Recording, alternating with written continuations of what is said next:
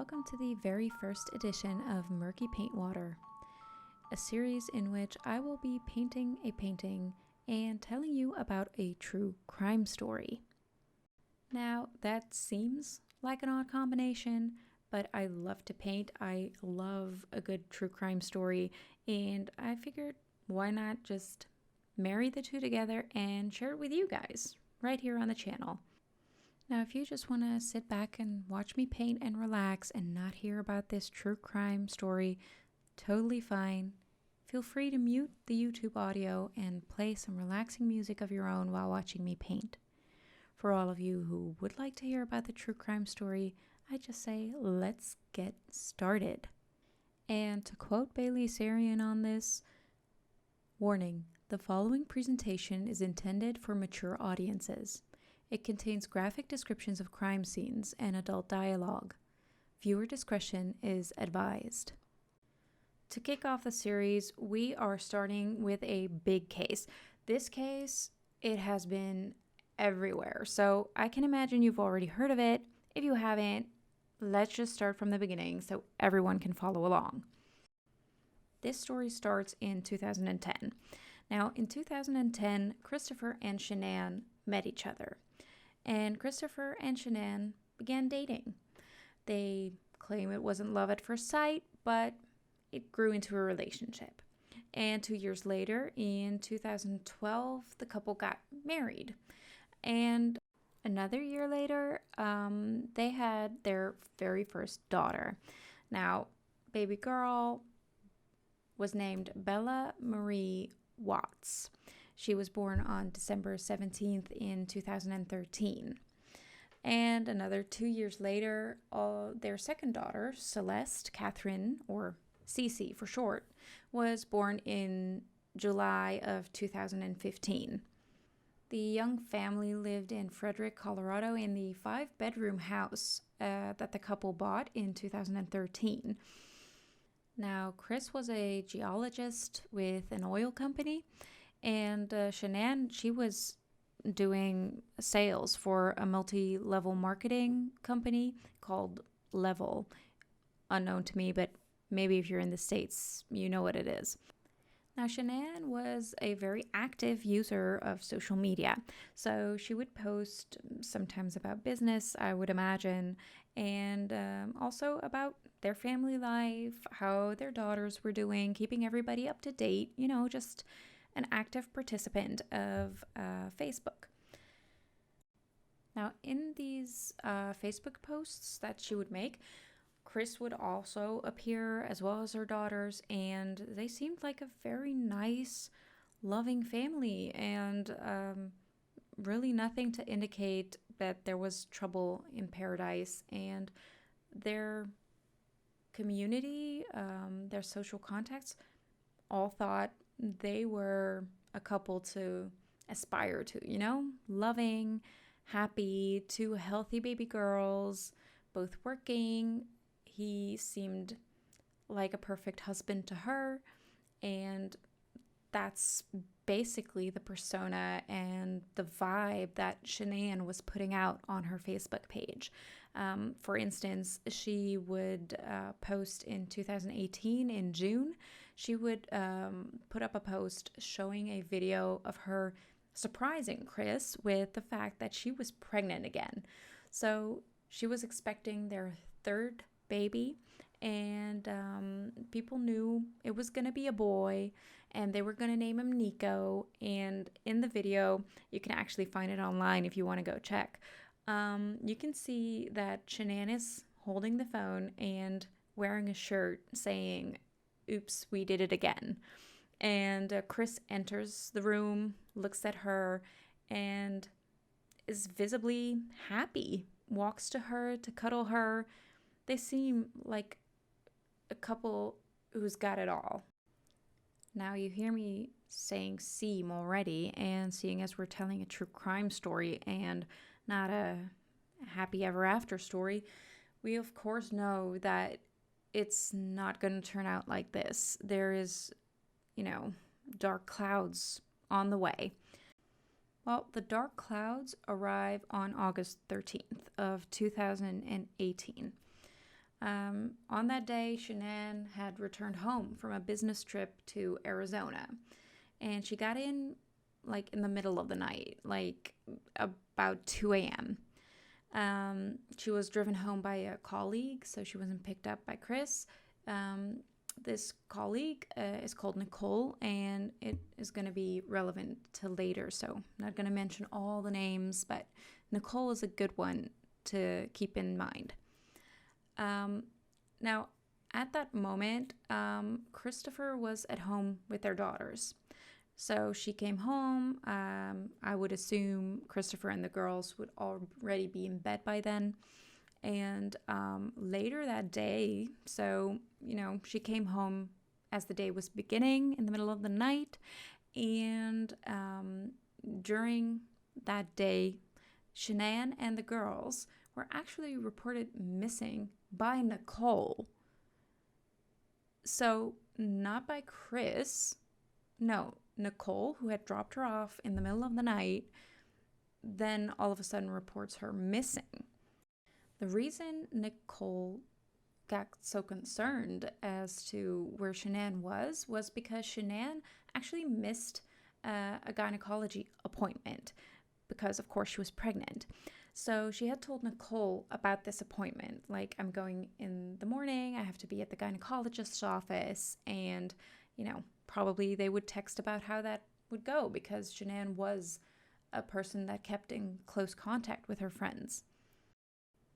That's also what Nicole actually had told detectives. Like, I got concerned because I texted her about her appointment, like, how did it go?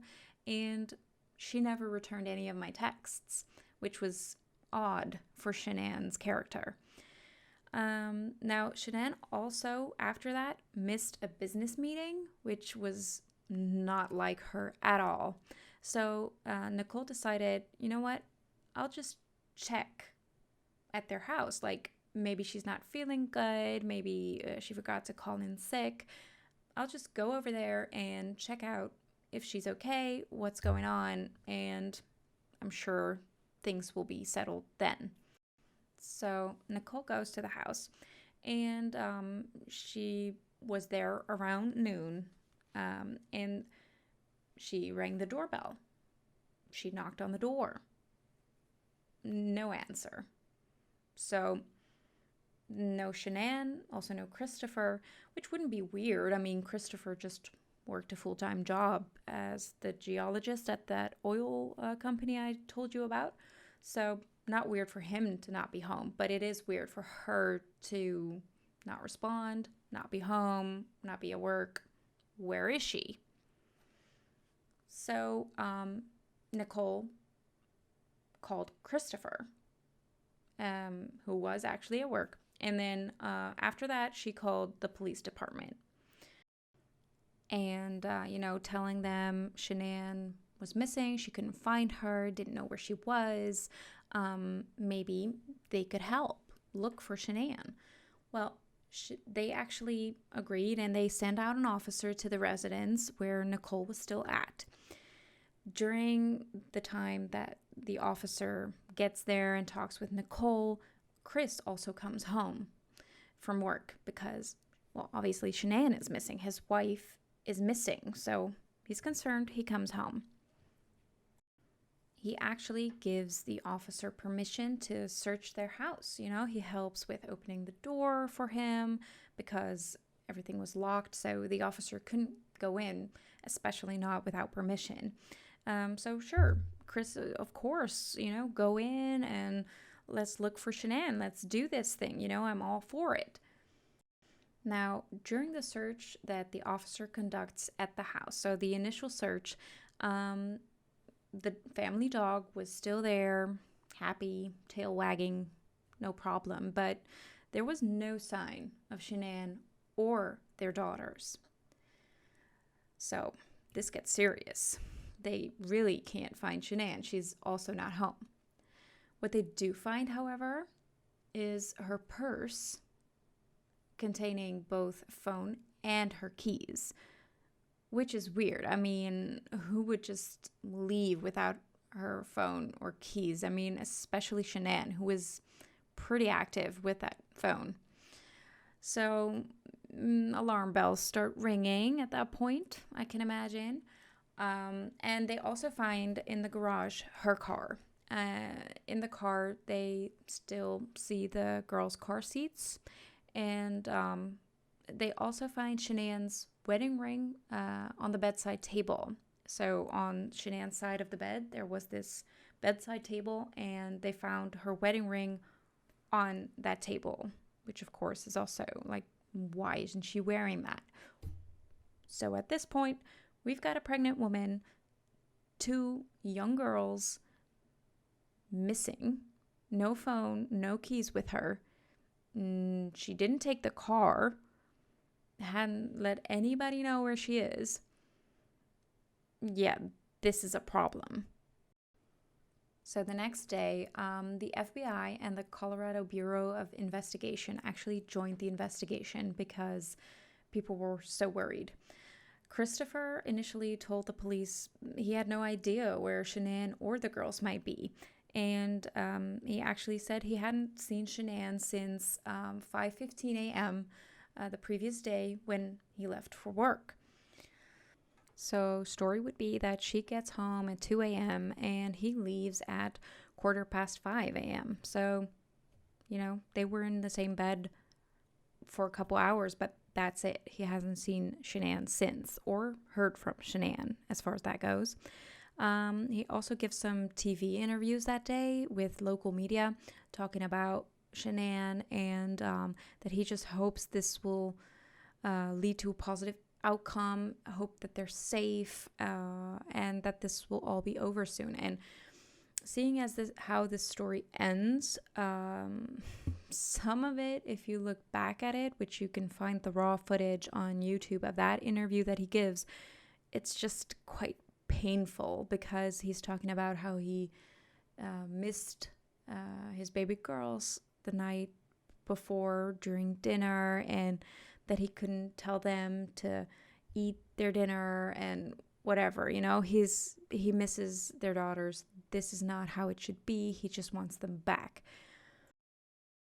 So a little later, Chris was actually called in for questioning. Now, it's pretty standard procedure for police to check out the husband or people close to the possible victims because it's most likely somebody from their surroundings, because strangers who snatch you up and kidnap you are just way more rare. So while it would be logical, at this point they already had suspicions that Chris wasn't acting right, was behaving a little oddly. Things weren't really adding up at this point already. So he might not have 100% known it, but police were already kind of suspicious of Chris. What made them suspicious was a couple things. So there was the fact that Chris actually made the officer who was doing the welfare check wait outside of the house for Chris to get home to go in the house. Like, why? That's weird. I mean, you would think you would want that door broken down and check if Shannan is on the floor or if she's hurt or if the babies are okay. Like, do what you gotta do, not wait minutes, hours till I get home. Like, no, weird, Chris.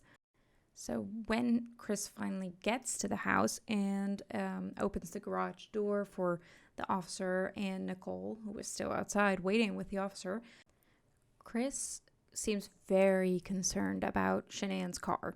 So he just lingers and, looks through the windows and is half obsessed with that car, like that's going to contain answers, instead of running into the house and seeing if his wife or girls are okay. So as Nicole and the officer are still around the garage, he's going to go in, he's going to open the front door for them. He's actually in the house, like he slips inside the house real quick. He's in the house for about a minute without anybody else. Okay, so weird, just weird behavior. Going on, we have actually the body cam footage of the officer who was doing the welfare check. So there's actually footage of this if you want to go and Google it. During that house search, so they go through the house, they check if they're there, and they appear not to be there. Now, Chris, he seems to be pretty involved in his phone. Now, if you just want to reference, yourself or friends or family, if somebody you know is missing and you have no idea what happened, right? You would want answers ASAP. What's going to give you quick answers? Most likely calling people. So that you're going to be on your phone, that's not that weird. But it looked like he was texting all the time. Okay, who are you texting? Why are you not calling them? If they may have information, just go on, call them, make it quick, call everybody you know. It's just a little weird. Plus, if the officer would ask him questions, it would sometimes seem a little like he was just using his phone and like he was super busy to kind of avoid some questions or avoid going into detail about questions, He could just kind of zone into his phone and pretend so that the officer wouldn't get through that shield, maybe. But, we don't know for sure, but hindsight, we can tell he wasn't too happy. He was constantly thinking about what his story was going to be. He also walked into the bedroom and he came back with Shannan's ring with the story that it was on her bedside table. Now, the question may be, was it actually on the bedside table? Was it? Or did he have it on him? Don't know, but just a question. The officer also asks him when they are upstairs, and it's around the time that he finds that ring, or he presents the ring. The officer's also were there issues in the marriage, or what was the relationship like? And Chris answers something like, yeah, we were going through a separation. Okay. I'm not sure Shannan knew about that completely, but sure, okay. They were going through a separation, and how was that separation going? And, he answered something along the lines of, well, civil. So not much, it's never fun times, but things were civil. They were good. Now, all of these things, of course, him finding the ring, saying they were going through a separation. He had also, I think it was in the media interview, said that they had an emotional conversation that morning. So, it would tie into maybe Shannan took the kids and left because they had an emotional conversation in which they decided to part ways, and maybe she was upset and she took the girls. Because Chris also said, oh, the blankets of the girls are gone. They would never go anywhere without them. So, but then again, Shannan would have had to have left with 2 babies, pregnant, without a vehicle in America, which is like automobile country. So, suspicious. So all those things together, they were just, especially through the chaos of people being missing, not finding any concrete evidence right there, they couldn't say, that's super suspicious altogether. It was kind of weird, but, he might just be somebody frantic to find their loved ones. Now, here comes the evidence that gives the police let's look into Chris a little more. So they go door to door asking neighbors if they knew anything, if they saw anything. And they come across this neighbor who actually has a security camera. It's pointed at his driveway, but you can also see the road a little bit. And you can see, what's that called? The path from the door to, the sidewalk of Chris and Shannan. So if they were to go anywhere on foot via the front door, the camera would pick it up. Now, the camera would also pick up the driveway of Chris and Shannan. And the neighbor also knew Chris and Shannan, of course. Like, they were civil, they knew each other. It was good. Now, the officer went to the neighbor together with Chris to see the security footage of that day, because if she was taken by car or went with someone, it would have to show on that footage. You can actually see Chris kind of look at the footage and the neighbor explaining that if something was there, he would have to have seen it on the camera. And you can kind of see him turning away from the screen at that moment. And it's totally with the information of now, but you could totally imagine him thinking, oh boy, he wasn't happy with the fact that this might screw up his fantasy story. Now, the officer did a very smart thing. He actually sent Chris out of the house because he was going to get, quote unquote, some information of the neighbor, his information. That left the neighbor time and space to actually communicate with the officer and saying about Chris, he isn't acting right at all. And, quote, he never loads his stuff in and out of the garage, ever. Now, there comes the point, because on the footage, Shannan was nowhere to be seen. Not on foot, not getting into a car. She was not there that morning. But what we did see on the footage is Chris actually loading stuff into the car before driving off. And Chris's explanation was that he was loading his work stuff in the car and going to work. So this neighbor now says, no, well, he never loads his stuff in and out of the garage, ever. So all of a sudden, Chris, strange turning of your normal routines around. The neighbor also claimed that Chris is usually very introverted, and he's now babbling away, telling the officer all these things about how he loaded things in his truck 3 times and giving details. And he's like, he seems nervous. He's rocking back and forth. He's talking so much. He usually doesn't talk that much at all. He's super introverted. And that he, the neighbor, and his wife had been talking about the fact that Chris and Shannan had been fighting. They had heard them fight and actually scream at the top of their lungs against each other. And also that Chris, quote unquote, would get crazy. Now, this was enough for officers to get Chris in for questioning and talk to him about this. Chris's story would change, but in the end, they gave him a polygraph, and they played it very nicely, with their techniques and the polygraph, whereas they actually got him to confess. He had killed Shannan. That's what he said.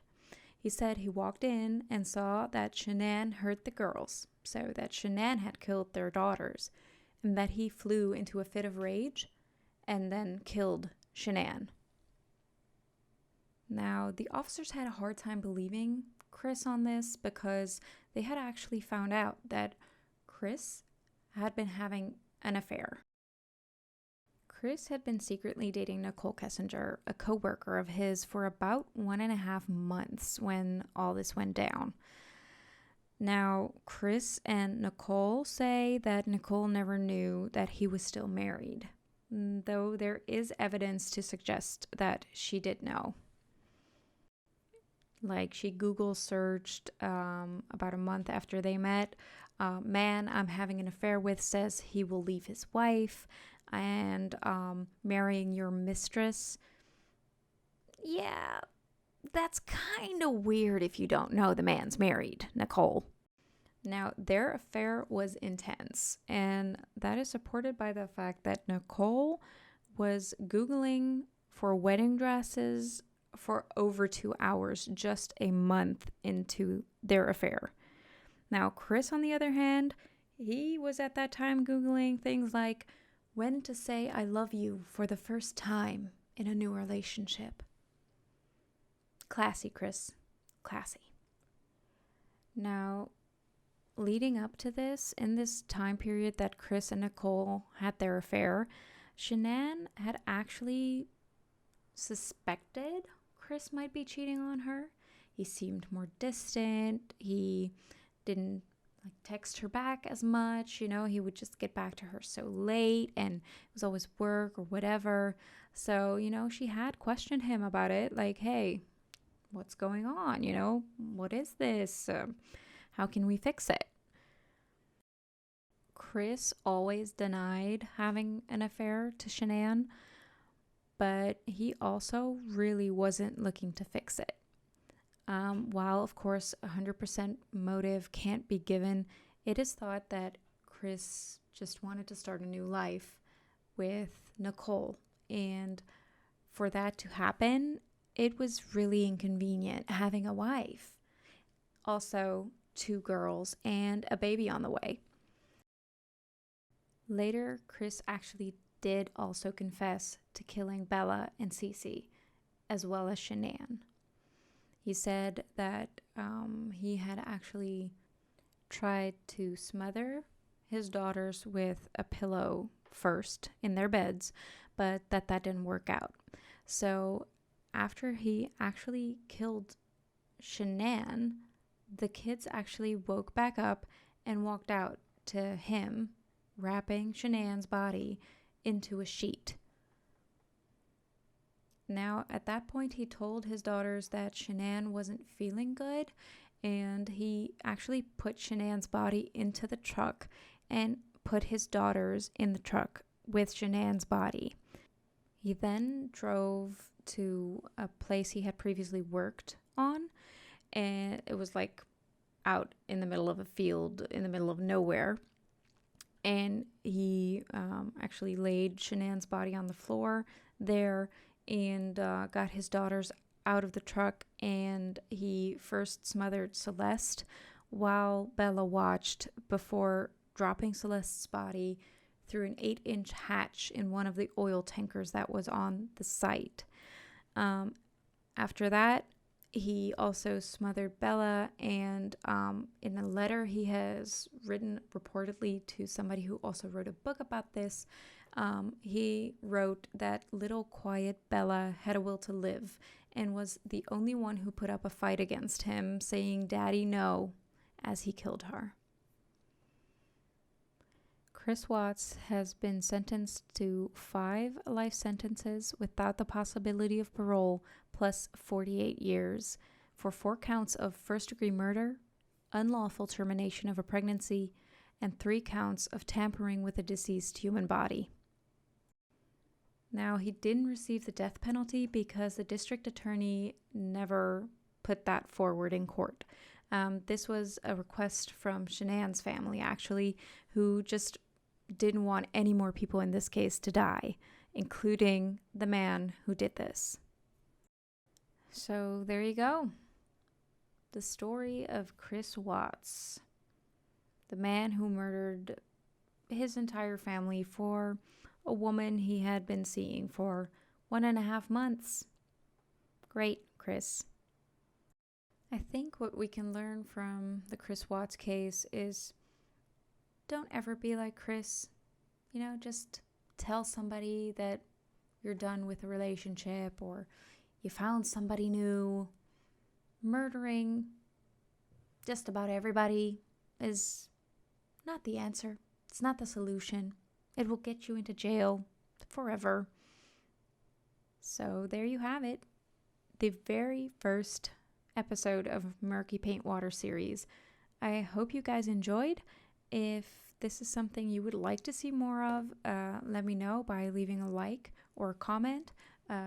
Maybe both if you're feeling extra generous today. Also, suggestions on which case we might jump into next together, let me know. I hope you have a great rest of your day. Until the next one, stay safe. Bye.